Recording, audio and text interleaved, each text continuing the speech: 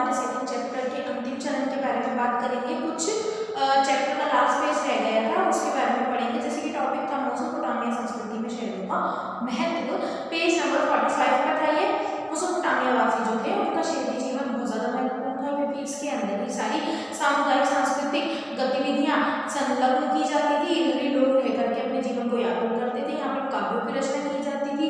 Mesopotamia के लोगों को अपने नगरों का इतना अधिक गर्व था कि वो इस बात को सबसे ज्यादा मर्मस्पर्शी वर्णन हमें गिलगेमिश नामक महाकाव्य में मिलता है। इधर आपको अंडरलाइन कर लेना है।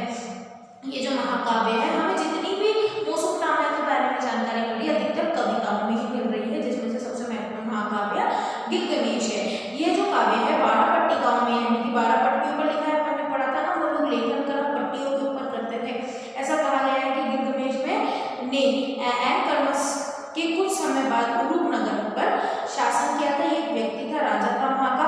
वो एक महत्वपूर्ण योद्धा तो था ही, उसने दूर दूर तक के प्रदेशों को अपने अधीन कर लिया था। उसके बाद में बताया कि उसके ऊपर एक गहरा झटका जब आया, जब उसके वीर मित्र अचानक से मर गए और इसे दुखी होकर के वो अमृत की खोज में निकल पड़ा। उसको लगा ये जीवन बेकार है, इसे छोड़ करके अपन को तो आध्यात्मिक जीवन के लिए समर्पित हो जाना चाहिए। उसने बहुत सारे सागर महासागर को पार किया, दुनिया भर का चक्कर लगाया और वहाँ पर अपने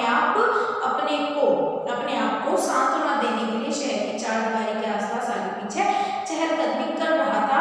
तभी उसकी नजर पक्की ईंटों पर पड़ी, जिनमें उसकी नींव डाली गई थी, और वो भाव विभोर होकर इस प्रकार नगर की विशाल प्राचीर पर आकर उस महाकाव्य की लंबी वीरतापूर्ण और साहसी भरी कथा का अंत हो गया। इस तरीके से गिलगमेश एक जनजातीय योद्धा की तरह ये नहीं कहता कि उसका अंत निश्चित है, पर उसके पुत्र तो जीवित रहेंगे। वो कहता था कि मैं तो मर जाऊंगा, पर मेरा जो जीवन है वो मेरे पुत्रों के रूप में आगे बढ़ता रहेगा। मेरे पुत्र कौन है? मेरी प्रजा है, जो कि मेरे जीवन को आगे बढ़ाते रहेंगे। मेसोपोटामिया में जो लेखन हुआ उसकी क्या देन रही? हालांकि मर्मस्पर्शी कहानियां, किस्से, तरह तरीके के वर्णन मौखिक रूप से एक दूसरे को सुनाए जाते रहे हैं, जीवित रखे गए हैं। पर विज्ञान को जीवित रखने के लिए लिखित दस्तावेज और किताबें सबसे ज्यादा जरूरी है ताकि विद्वान अपनी जो जानकारी आगे वाली पीढ़ी को पहुंचा सके। माना गया है कि मेसोपोटामिया दुनिया की सबसे बड़ी देन है। उसका काल गणना और गणित को विद्वतापूर्ण परंपरा माना है, यानी कि मेसोपोटामिया के अंदर जो गणित का उपयोग किया है, जो काल गणना की गई है, वो सबसे मुख्य मानी गई है। ऐसा माना गया 1800 ईसा पूर्व के आसपास की कुछ पट्टिकाएं मिली हैं, जहाँ पर भाग तालिकाएं मिली है, वर्ग, वर्गमूल, चक्रवर्ती ब्याज के फॉर्मूला मिले हैं, जैसे आपको यहाँ पर एक गणना भी बताई गई है। अगर आप इसे हल करेंगे तो आपको उत्तर भी 1.41 समथिंग मिलेगा, जो सही उत्तर ही है। यानी कि उस समय में भी इस तरीके की गणनाएं की जाती थी। पृथ्वी के चारों ओर चंद्रमा की परिक्रमा 12 महीने होना, वो हर महीना 4 हफ्तों में विभाजित होना, हर एक दिन 24 घंटों का होना और 1 घंटे में 60 मिनट होना, ये ऐसी चीजें जो आज हम यूज करते हैं, परंतु इसका उपयोग मेसोपोटामिया वासियों ने उसी वक्त कर लिया था।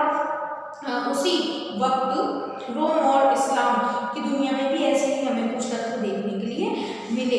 तो इस तरीके से मेसोपोटामिया का जो जीवन था उसमें सूर्य चंद्र ग्रहण के बारे में भी बताया, वर्ष, मास और उसके अनुसार घटित होने वाले हिसाब किताब, तारामंडल, सौर मंडल का भी वर्णन उन्होंने किया है।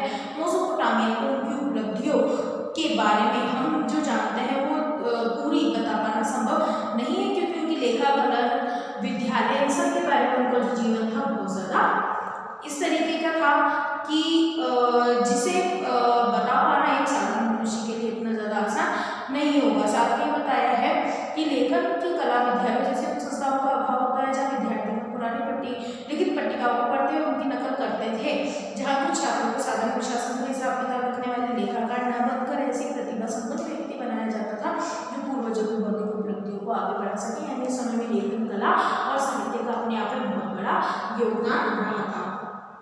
ये सोचना गलत होगा कि मेसोपोटामिया के शहरी लोग आधुनिक तौर तरीकों से परिचित नहीं थे। उन्हें बिल्कुल इस बारे में जानकारी थी, क्योंकि हमें उनकी परंपराओं की जानकारी पता करने से ये पता चल जाता है वो आधुनिकता के भी समीप थे। इसके बाद है और एक आरंभिक पुरातत्ववेत्ता, इसके बारे में आप पढ़ेंगे, छोटी सी कहानी है। इसके बाद में आज के वीडियो में ही हम आगे का जो नेक्स्ट चैप्टर है उसे स्टार्ट कर देंगे। 3rd चैप्टर कट चुका है, इसलिए अब आपको पढ़ना है चैप्टर नंबर 4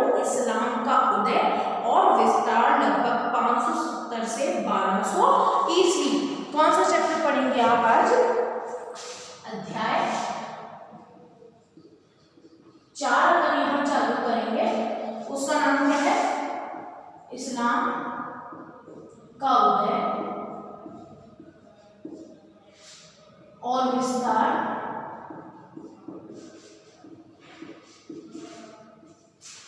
लगभग 1570 से 1200 ईस्वी तक। यानी ये वो चैप्टर है जो कि आपको बताया था, इस्लाम यानी मुस्लिम धर्म का उदय कैसे हुआ और कैसे कैसे वो दुनिया के अलग अलग कोनों में पहुंचा, उसके बारे में अपन इस चैप्टर में अध्ययन करेंगे। इस अध्याय में हम इस्लाम धर्म के विषय में पढ़ेंगे। हम सभी 21वीं सदी में प्रवेश कर चुके हैं और विश्व के अनेक हिस्सों में अलग अलग तरह के धर्म हैं, अलग अलग तरह की भाषाएं हैं, सबका अपना पहनावा है, अपने रीति रिवाज है। इसी तरह बच्चों, इस्लाम धर्म के विषय में भी ये बातें लागू होती हैं। इस्लाम धर्म का उदय 1400 वर्ष पहले अरब प्रायद्वीप में हो चुका था। अरब प्रायद्वीप 600 से 1200 तक इस्लामी सभ्यता का मुख्य केंद्र बिंदु रहा। अरब के विषय में आप भली बात जानते हैं। यह दक्षिण पश्चिमी एशिया का एक महत्वपूर्ण भाग है और यहीं पर इस्लाम का उदय हुआ था। इस्लाम शब्द सिर्फ धर्म को ही नहीं बल्कि एक संपूर्ण समाज एवं संस्कृति को प्रदर्शित करता है। इस्लामी समाज में अनेक प्रकार के राजनीतिक और सांस्कृतिक प्रतिरूप दिखाई देते हैं। इसका उद्भव एक ऐसे समाज में हुआ था जिसमें मुसलमानों को और उनके धर्म को सामाजिक रूप से प्रमुखता प्राप्त थी, लेकिन इसमें गैर मुसलमान भी शामिल थे, जैसे कि ईसाई प्रदेशों में यहूदी भी शामिल थे। उनका भी उतना ही रोल था। बच्चों, किसी भी धर्म या किसी भी सभ्यता के विषय में जानने के लिए हमें सबसे पहले उस सभ्यता या धर्म से संबंधित स्रोतों पर निर्भर रहना पड़ता है। तो आइए अब हम इस्लाम धर्म के जो स्रोत हैं उनकी चर्चा करते हैं। बच्चों, 600 से लेकर 1200 तक के इतिहास के बारे में जानने के लिए इतिवृत्त, जिसे क्रॉनिकल या तवारीख का प्रयोग किया जाता है। तवारीख जिसमें घटनाओं का वर्णन जो है कालक्रम के अनुसार किया जाता है, और इसके अलावा कुछ अर्ध ऐतिहासिक कृतियाँ भी हैं, जैसे आप जीवन चरित्र जिसे सीरा कहा गया। दूसरा है आपका हदीथ, जिसमें पैगंबर के कथन और कृत्य शामिल हैं। और तीसरा है आपका तफसीर। तफसीर कुरान के बारे में टीकाएँ की गई हैं। ये वृत्तांत विशेष समय में मौखिक या लिखित रूप से लोगों के पास पहुंचते थे। इस्लामी देशों के लेखकों की अधिकतर ऐतिहासिक तथा अर्ध ऐतिहासिक रचनाएं अरबी भाषा में ही हैं। इसमें सर्वोत्तम कृति तबरी कृत तारीख है, जिसका 38 खंडों में अंग्रेजी में अनुवाद किया गया है। इसके अलावा फारसी भाषा में, पर्शियन भाषा में इतिवृत्त की संख्या बहुत ही कम मिली है। सिरियाक में लिखे ईसाई वृत्तांतों से इस्लाम के आरंभिक इतिहास की जानकारी मिलती है। सिरियाक, जिसे अरामेइक की एक बोली कहा जाता था, अरामेइक हिब्रू और अरबी भाषा से संबंधित है। सम्राट अशोक के अभिलेखों में भी इसका प्रयोग किया गया है। बच्चों, सही मायने में इस्लाम का समुचित इतिहास लेखन 19वीं सदी में जर्मनी तथा नीदरलैंड के जो यूनिवर्सिटीज़ थी वहाँ के प्रोफेसरों द्वारा शुरू किया गया था। 20वीं सदी के इतिहासकारों द्वारा प्राच्य विद्यों की सूचियों तथा तरीकों का अनुसरण करके और नए विषयों को शामिल करके इस्लाम के इतिहास के क्षेत्र का विस्तार किया गया। इनके अतिरिक्त कुछ कानूनी पुस्तकों, भूगोल, यात्रा वृत्तांत और साहित्यिक रचनाओं से भी इस्लामिक साहित्य के विषय में या इस्लामिक धर्म के विषय में जानकारी प्राप्त होती है। इस्लाम का जन्म। आखिर इस्लाम धर्म का उदय अरब में हुआ कैसे? आइए इसे जानते हैं।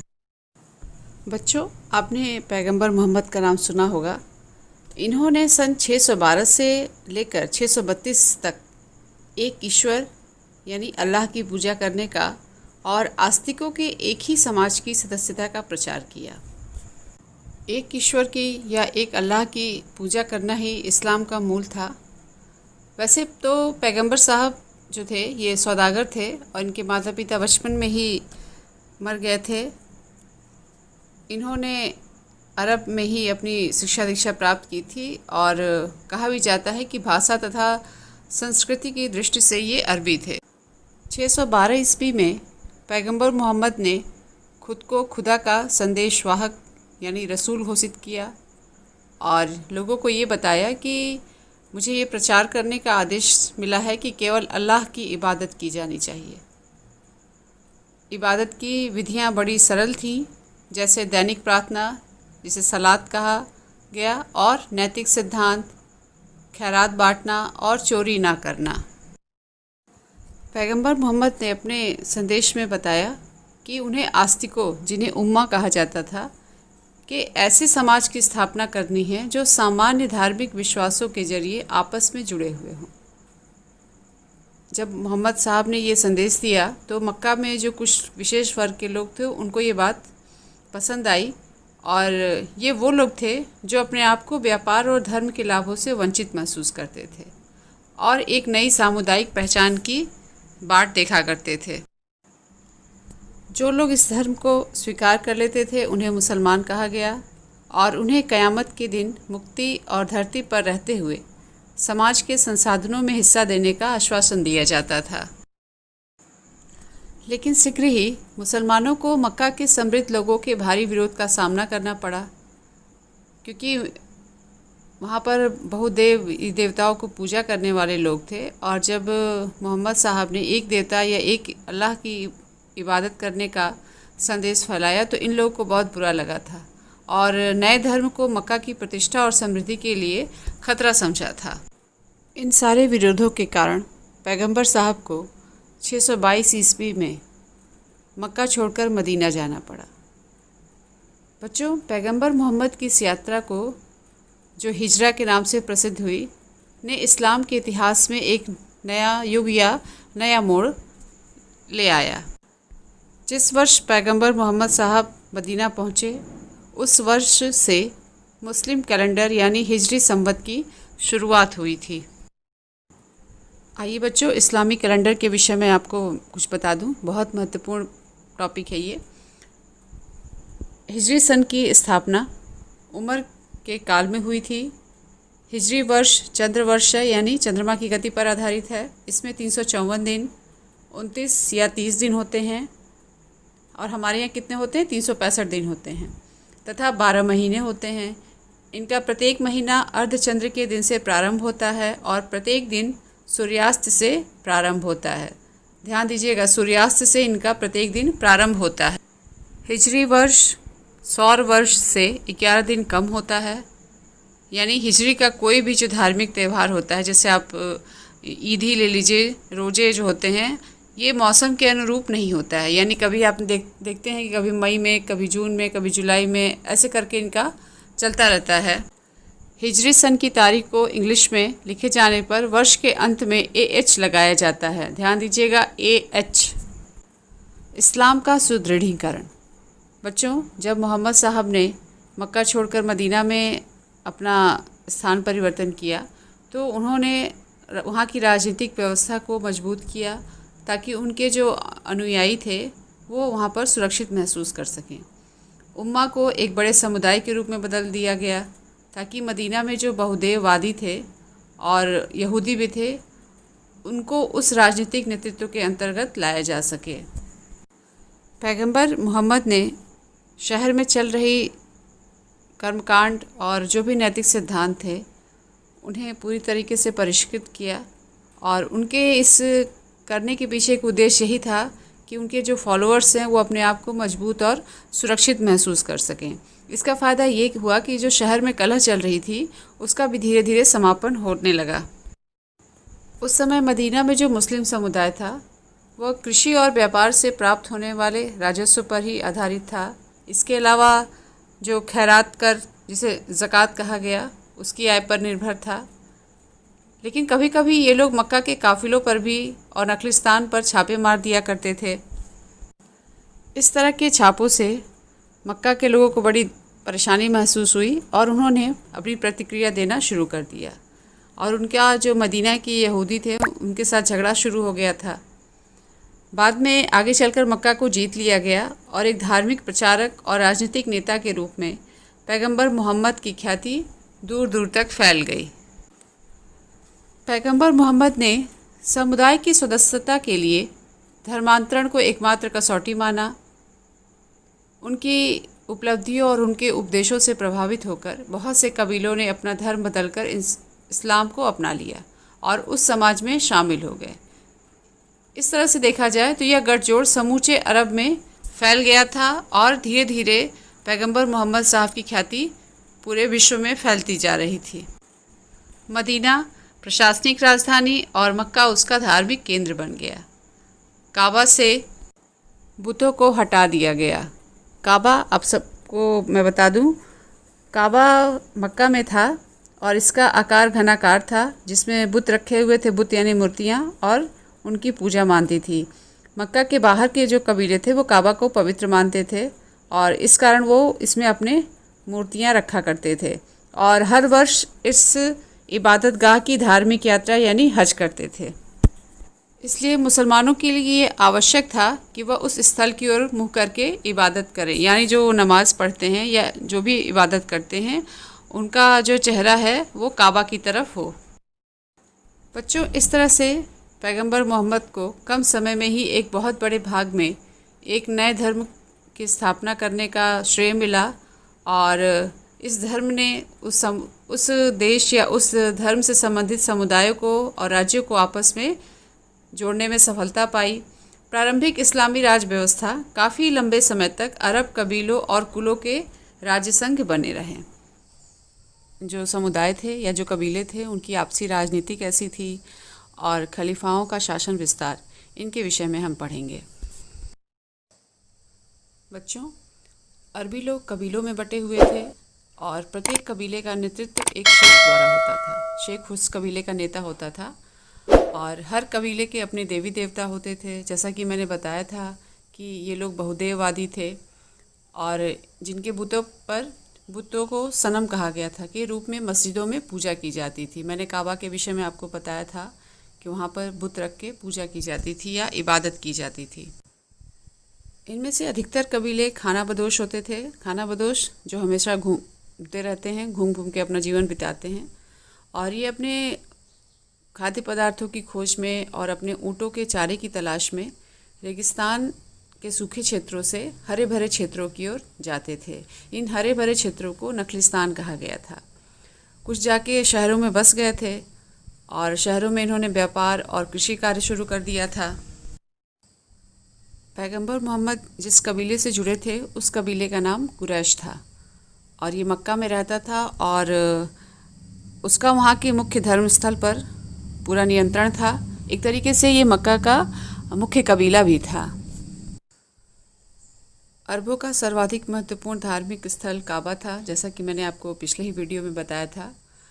और इस स्थान का महत्व इतना था कि जो मक्का से बाहर के भी कबीले थे वो भी इस स्थान को पवित्र मानते थे और साल में एक बार यहाँ पर हज करने ज़रूर आया करते थे।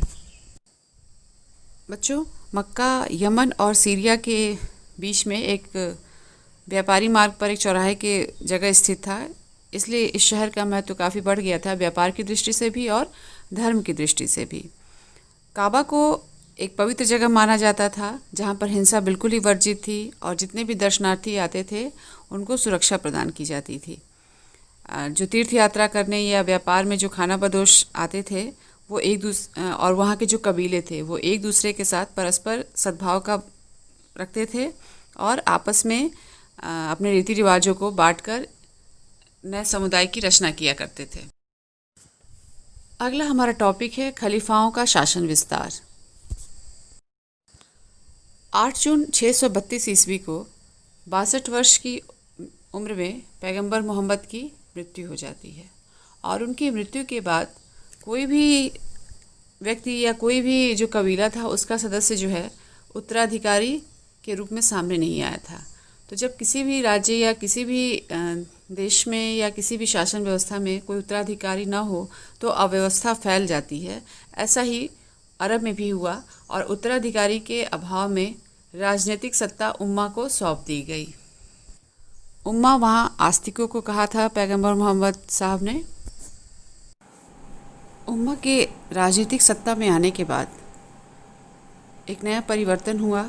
खिलाफत नामक संस्था का गठन किया गया और इसमें समुदाय का नेता पैगंबर का प्रतिनिधि यानी खलीफा घोषित किया गया था।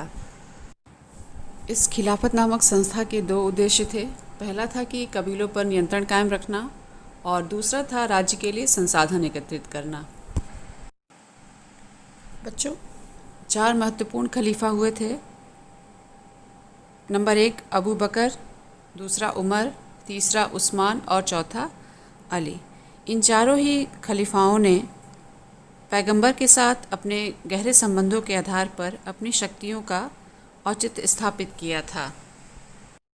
इन खलीफाओं ने पैगंबर मोहम्मद के मार्गों का अनुकरण करते हुए उनके कार्यों को आगे बढ़ाया और जारी रखा था। आइए अब हम खलीफाओं की प्रशासनिक व्यवस्था को समझते हैं। खलीफाओं ने सभी प्रांतों में नए प्रशासनिक ढांचा को लागू किया। प्रांतों के अध्यक्ष अमीर और तथा कबीलों के मुखिया अशरफ हुआ करते थे। अमीर वहाँ पर गवर्नर को कहा जाता था और इनका पूरे प्रांतों पर एक प्रभुत्व बना रहता था। केंद्रीय राजकोष, जिसे बैतुल माल कहा गया, अपना राजस्व मुसलमानों द्वारा अदा किए जाने वाले करों और लूट से प्राप्त या जो वे लोग धावे किया करते थे, हमले किया करते थे, उनसे प्राप्त माल में अपने हिस्से से प्राप्त करते थे। शासक वर्ग और सैनिकों को लूट में हिस्सा मिलता था और मासिक अदायगियाँ, जिसे अता कहा गया, प्राप्त होती थी। गैर मुस्लिमों द्वारा राज्य को खराज तथा जजिया नामक कर का भुगतान करना होता था। यहूदी तथा ईसाइयों को, जिन्हें धिम्मिस कहा गया, को अपने सामुदायिक कार्यों को करने के लिए पूरी मात्रा में स्वतंत्रता प्रदान की गई थी, यानी उनसे कोई भी कर नहीं लिया जाता था। अगला हमारा टॉपिक है गृह युद्ध। बच्चों, राजनीतिक विस्तार और एकीकरण का कार्य अरब कबीले बहुत आसानी से नहीं कर पाए थे, उन्हें काफ़ी कठिनाई हुई थी। राज क्षेत्र के विस्तार के लिए संसाधनों और पदों के वितरण में हुए झगड़े उम्मा की एकता के लिए खतरा बनते जा रहे थे। प्रारंभिक इस्लामी राज्य के शासन में मक्का के कुरैश लोग, जो पैगंबर मोहम्मद का ही कबीला था, इनका ही बोलबाला था और इन्होंने राज्य का मक्काई स्वरूप और अधिक विस्तार कर लिया था। धीरे धीरे इन कबीलों का अन्य कबीलों के साथ झगड़ा शुरू हो गया और खिलाफत की स्थिति उत्पन्न हो गई थी। इस तरह के राजनीतिक अस्थिरता के माहौल में गृह युद्ध अरब कबीलों में छिड़ चुका था और एक नए वंश, जिसका नाम उम्मयद वंश, ने वहाँ पर अपना शासन शुरू किया। उम्मयद वंश और राजतंत्र का केंद्रीकरण। उम्मयद वंश की स्थापना 661 ईस्वी में मुआविया द्वारा की गई थी। उम्मयदों ने उम्मा के भीतर अपना नेतृत्व सुदृढ़ कर लिया था, यानी अपनी जो पहुंच है वो काफ़ी बढ़ा ली थी और विशाल क्षेत्रों पर विजय प्राप्त किया था। इन विजयों के पश्चात मदीना में खिलाफत का स्थान सत्तावादी राजतंत्र ने ले लिया। बच्चों, उम्मयद खलीफा मुआविया ने बैजेंटाइन साम्राज्य की राज दरबारी रस्मों और प्रशासनिक संस्थाओं को अपना लिया था। उसने वंशानुगत उत्तराधिकार की परंपरा को भी बनाए रखा और अपने पुत्र यजीद को अपना उत्तराधिकारी घोषित कर दिया। उसके बाद आने वाले खलीफाओं ने इन नवीन परिवर्तनों को स्वीकार कर लिया। परिणाम स्वरूप उम्मयद 90 वर्ष तथा अब्बासी 2 शताब्दियों तक सत्ता में बने रहे। उम्मयद वंश की प्रशासनिक व्यवस्था। बच्चों, उम्मयद राज अब एक साम्राज्यिक शक्ति बन चुका था। उसने सत्तावादी राजतंत्र की स्थापना कर ली थी। वहाँ का जो शासन प्रशासन था वो सीरियाई सैनिकों के आधार पर संचालित हो रहा था, क्योंकि सीरियाई सैनिक जो है काफ़ी वफादार हुआ करते थे। इनके प्रशासन में गैर मुस्लिम लोगों का भी महत्व था, जैसे जरथुस्त्र उनके लिपिक थे। इसके अलावा भी कुछ ईसाई सलाहकार थे जो मुख्य पदों पर नियुक्त थे।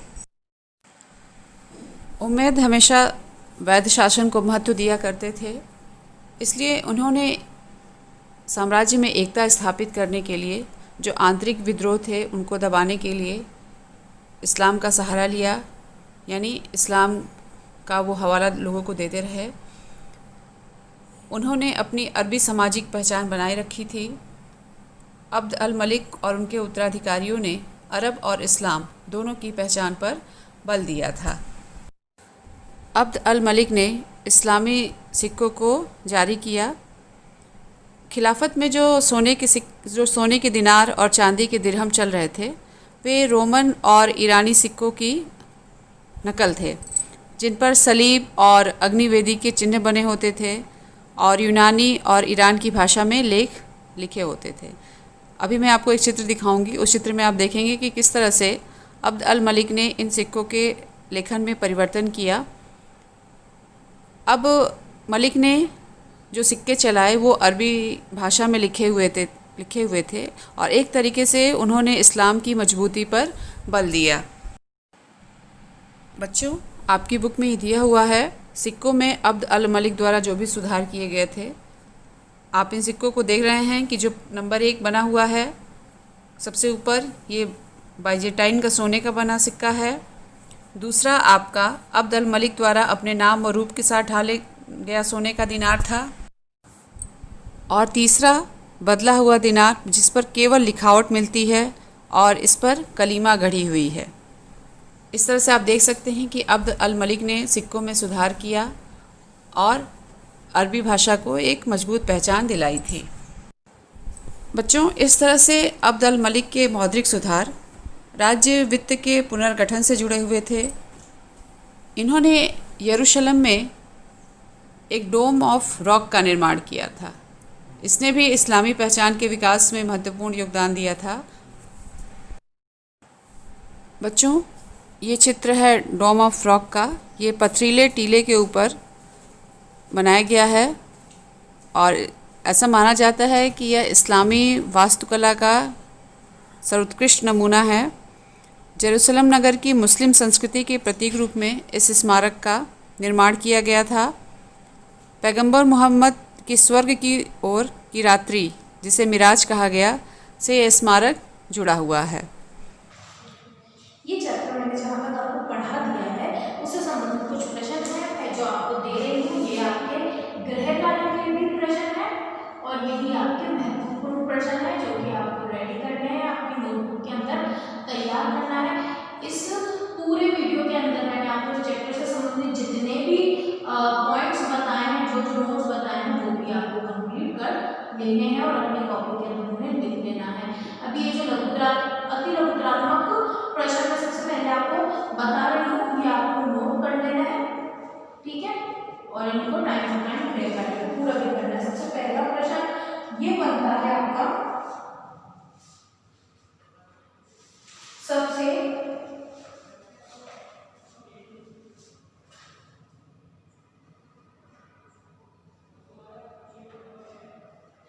हंगरी के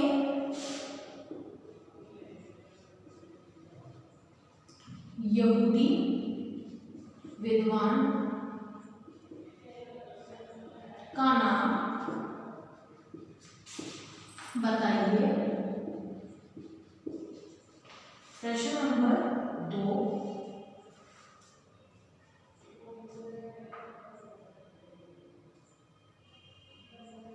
इस्लाम धर्म की नींव किसने रखी। प्रश्न नंबर 3,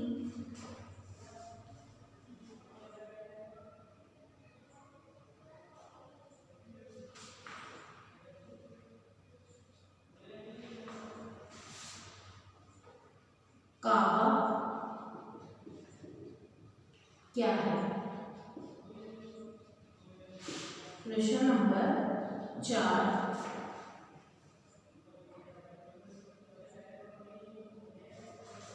मुस्लिम किन्हें कहा गया।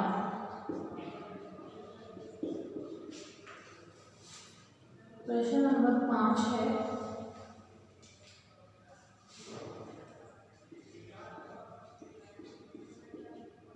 हिजरा नाम से क्या प्रसिद्ध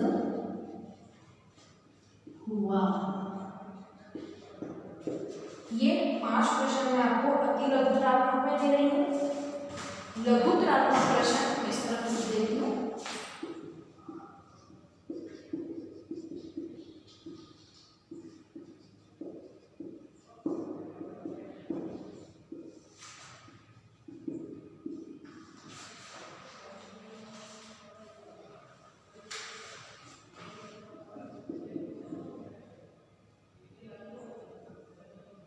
पैगंबर मोहम्मद साहब की जीवनी पर टिप्पणी दीजिए। प्रश्न नंबर 7 है,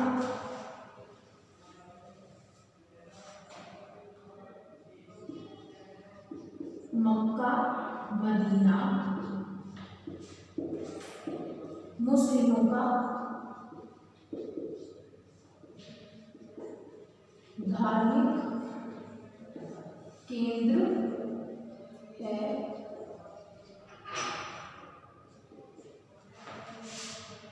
कथन स्पष्ट कीजिए।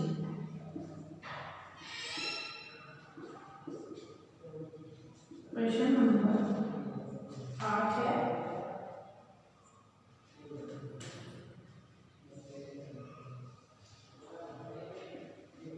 खलीफा के शासन विस्तार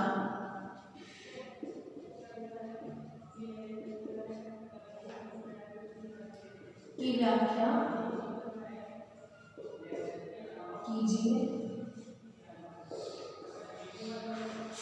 और अंतिम प्रश्न है, उमैयद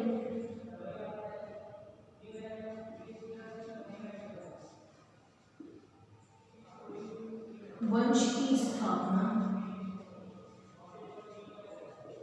के संबंध में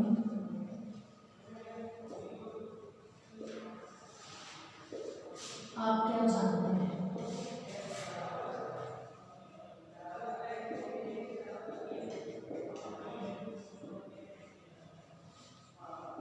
बताइए। ठीक है, ये वो सारे क्वेश्चन हैं जो टॉपिक हमने पढ़ा है उससे रिलेटेड है, या आपको